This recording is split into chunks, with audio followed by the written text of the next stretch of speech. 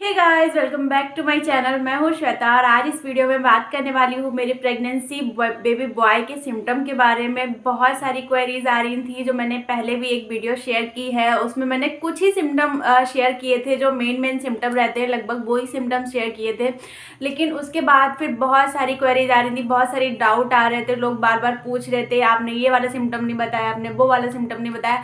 तो मैंने कुछ डाउट उसमें से निकाल के जो मुझे लगा कि हाँ बताने चाहिए, वो वाले डाउट निकाल के इस वीडियो में बताने की कोशिश करूंगी। तो अगर आपने मेरी पहली वाली वीडियो नहीं देखी है तो आप प्लीज़ वो जाके देख लीजिए। इसके अलावा मैंने उसमें अल्ट्रासाउंड रिपोर्ट भी शेयर की है, आप वो भी देख सकते हैं। दोनों लिंक मैं डिस्क्रिप्शन बॉक्स में दे दूंगी, वहां से क्लिक करके आप देख सकते हैं।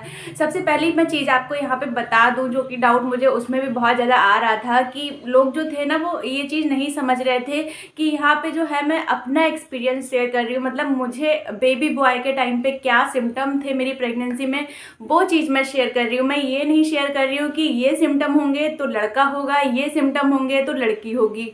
मेरे क्या सिम्टम थे वो मैंने शेयर की है। तो सबसे पहले तो आप अपने मन में ये चीज़ बिल्कुल क्लियर रखिए कि यहाँ पे मैं अपना एक्सपीरियंस शेयर कर रही हूँ, ना कि मैं ये बता रही हूँ कि बेबी बॉय होगा तो क्या सिम्टम होंगे, बेबी गर्ल होगी तो क्या सिम्टम होंगे। तो अगर आपके अंदर वो सिम्टम मिल रहे हैं तो बहुत अच्छी बात है, नहीं मिल रहे हैं तो बिल्कुल भी टेंशन ना लें। तो चलिए विदाउट डिले हम वीडियो स्टार्ट करते हैं। तो सबसे पहला जो सबसे बहुत ज़्यादा क्वेरी आ रही थी इस बारे में कि आपकी कौन सी लेग में सबसे ज़्यादा पेन रहता था। तो मैं बताऊं आपको, मुझे ये लेग पेन की प्रॉब्लम जो शुरू हुई थी वो 7 और 8 मंथ में हुई थी। 7 मंथ से लगभग स्टार्ट हुई थी।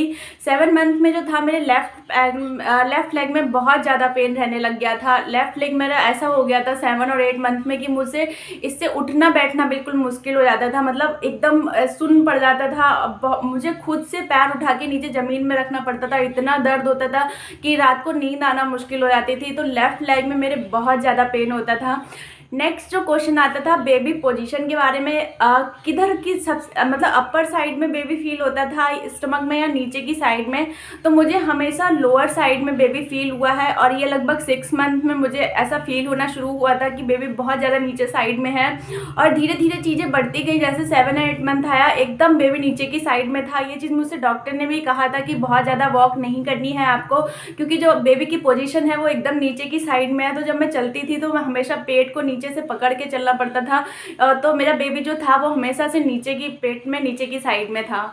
नेक्स्ट क्वेश्चन जो सबसे ज़्यादा पूछा जा रहा था कि बेबी आपको किस साइड में फील होता था। तो मैं आपको बताऊं कि जब 7 मंथ स्टार्ट हुआ तब मुझे बेबी थोड़ा थोड़ा फील होना शुरू हुआ था। और एक क्वेश्चन और पूछा जा रहा था कि आपको अगर बेबी बॉय था तो वो हलचल किस साइड में करता था, मतलब कब से उसने हलचल करना स्टार्ट किया था। तो हलचल मुझे सबसे ज़्यादा उसकी 5th मंथ में पता चली है। 4th मंथ में तो मुझे पता ही नहीं चला।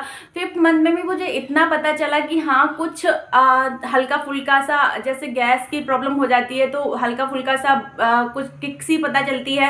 तो मुझे बस वो किक सी पता चल रही थी, हल्की सी, लेकिन मुझे ऐसा फील नहीं हो रहा था कि कोई बेबी मुझे किक कर रहा है, या फिर ऐसा बहुत ज़्यादा नहीं पता चलती थी हलचल मुझे 6 मंथ में आके हल्का फुल्का पता चलना शुरू हुआ है। और 7 मंथ में आके तो ऐसा हो गया कि बहुत ज़्यादा हलचल पता चलती थी। जब भी मैं कुछ खाती थी ऐसा, या रात में खा के मैं कुछ सोती थी तो रात को बहुत ज़्यादा हलचल होती थी। तो 7 मंथ में मुझे लगभग हलचल अच्छे से पता चलना शुरू हुआ है। तो मुझे बेबी बॉय की हलचल बहुत लेट पता चलनी शुरू हुई। वहीं मेरी जब दीदी प्रेग्नेंट थी और उनको बेबी गर्ल हुई है, उनको 4 मंथ में ही बेबी की हलचल पता होनी शुरू हो गई थी। ऐसा मुझे बहुत अच्छे से याद है, क्योंकि मुझे हलचल नहीं हो रही थी तो मैंने डॉक्टर से जाके बात की थी कि मेरा बेबी मतलब अच्छे से डेवलप कर रहा है कि नहीं कर रहा है, क्योंकि मुझे उसकी कोई भी हलचल नहीं पता चल रही थी। तो डॉक्टर ने कहा कोई नहीं, कुछ बच्चे देर से हलचल करते हैं, कुछ बच्चे जल्दी हलचल करने लगते हैं। तो मुझे 6 मंथ से हल्का फुल्का हलचल पता चली थी।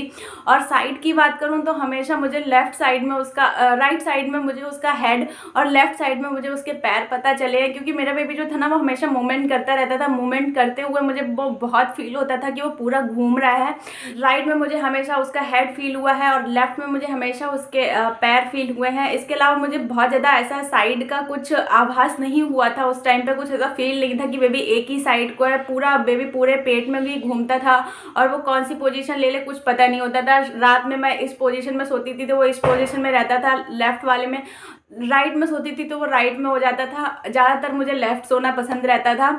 इसके अलावा जो सबसे ज़्यादा क्वेश्चन पूछा जा रहा था, हार्ट बीट के बारे में। हार्ट बीट मैंने अल्ट्रासाउंड रिपोर्ट्स की है शेयर आपके साथ, आप वो भी देख सकते हैं। लेकिन हार्ट बीट का जो मेरे साथ था केस, वो हमेशा 140 से एबव ही रहता था। ईशान का हार्ट बीट कभी भी 140 से नीचे नहीं गया है। 153, 151 इस तरीके से हार्ट बीट उसका रहता था। इसके अलावा जो क्वेश्चन सबसे ज़्यादा पूछा जा रहा था वो ये भी था कि आपने कितना फैट गेन किया था या कितना वेट गेन किया था। बहुत सारे लोग पूछ रहे थे वेट के बारे में, कुछ लोग पूछ रहे थे फैट के बारे में कि आप बहुत ज़्यादा मोटी हुई थी या नहीं। तो मैंने बहुत ज़्यादा एक्स्ट्रा फैट नहीं गेन किया था, मैं बिल्कुल ऐसे ही थी, स्लिम ट्रिम। और अगर बात करें वेट की तो नॉर्मल ही वेट मैंने गेन किया था, बहुत ज़्यादा वेट गेन नहीं किया था। ऐसा बोलते हैं कि लड़की होने में बहुत ज़्यादा ऑयली जो हो जाती है वो मोटी हो जाती है, और लड़का होने में स्लिम ट्रिम ही रहते हैं। ऐसा मेरे पेट पे ही बस फैट था, इसके अलावा मुझे कहीं फैट नहीं था। नेक्स्ट जो मैं आपको फर्स्ट ट्राइमेस्टर की बात बताऊँ, सब लोग बोलते हैं फर्स्ट ट्राइमेस्टर में आपको क्या सिम्टम आए थे, मतलब क्या जब आपने बेबी बॉय कंसीव किया था सबसे पहला सिम्टम आपका क्या था। मुझे सबसे पहला सिम्टम आया था वो था मेरे पेट में दर्द। उससे पहले मुझे नहीं पता था कि मैं प्रेग्नेंट हूँ। मेरे पेट में दर्द होना जब शुरू हुआ था तब मैं डॉक्टर के पास गई थी और उन्होंने बताया था कि आप प्रेग्नेंट हो। तो सबसे पहला जो सिम्टम था वो मेरा पेट दर्द था। उसके बाद मुझे यूरिन आना शुरू हुआ, बहुत फ्रिक्वेंटली यूरिन आता था, और ये भी एक प्रेगनेंसी का सिम्टम ही था। नेक्स्ट जो सबसे ज़्यादा पूछा जाता है वो है इचिंग के बारे में, कि आपको बहुत ज़्यादा इचिंग कहाँ रहती थी, पेट में या गले पे या हाथों में। तो मुझे कहीं भी कोई इचिंग नहीं हुई है। इस ट्राइमेस्टर से ही मैंने अपना जो लोशन था, मॉइस्चराइज़र था, वो लगाना शुरू कर दिया था। नहाने के बाद मैं पेट पे अच्छे से मॉइस्चराइज़र लगाती थी, रात में सोते टाइम मैं अच्छे से पेट पे ऑयलिंग करती थी, और हाथों में, गर्दन में, सब जगह मैं मॉइस्चराइज़र लगाती थी, जिससे जो त्वचा फटने सी लग जाती है, ना वो मुझे कोई दिक्कत रही है और ना ही मुझे कोई इचिंग की दिक्कत रही है। क्योंकि मैंने देखा था बहुत सारे लोगों को इचिंग की दिक्कत होती है, इसलिए मैं पहले ही इस चीज़ को लेके बहुत सजग हो गई थी कि नहीं, मुझे नहीं होना है। तो मैंने पहले ही से मॉइस्चराइज़र लगाना शुरू कर दिया था। यही क्वेश्चन थे जो सबसे ज़्यादा पूछे जा रहे थे। अगर अभी भी आपकी कोई क्वेरी हो तो आप मुझसे क्वेश्चन पूछ सकते हैं कमेंट बॉक्स में, लेकिन प्लीज़ मुझसे इस टाइप के क्वेश्चन मत पूछिएगा कि मुझे ये सिम्टम है, मुझे बेबी बॉय होगा या बेबी गर्ल होगी, क्योंकि इस तरीके की चीज़ें हम लोग नहीं बता सकते हैं कि आपको क्या होगा।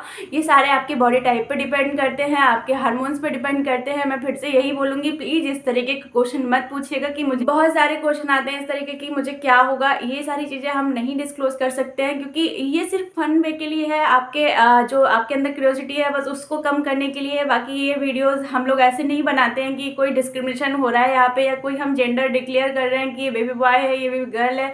तो ऐसा कुछ भी नहीं है। अगर बस जस्ट फन वे में आप इसको देख सकते हैं, अपने मनोरंजन के लिए देख सकते हैं। तो वीडियो जैसा भी लगा हो आप प्लीज़ वीडियो को लाइक जरूर करिएगा और मेरे चैनल को सब्सक्राइब, क्योंकि यहाँ पे मैं बहुत सारी यूजफुल टिप्स आपके लिए लेके आती रहती हूँ। Thank you so much for watching. Thank you.